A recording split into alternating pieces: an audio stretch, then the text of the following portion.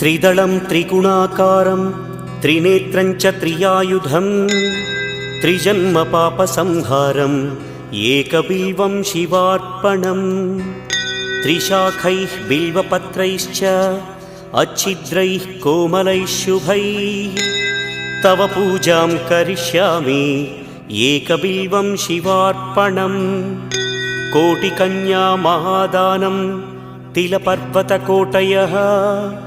काञ्चनं शैलदानेन एकबिल्वं शिवार्पणम्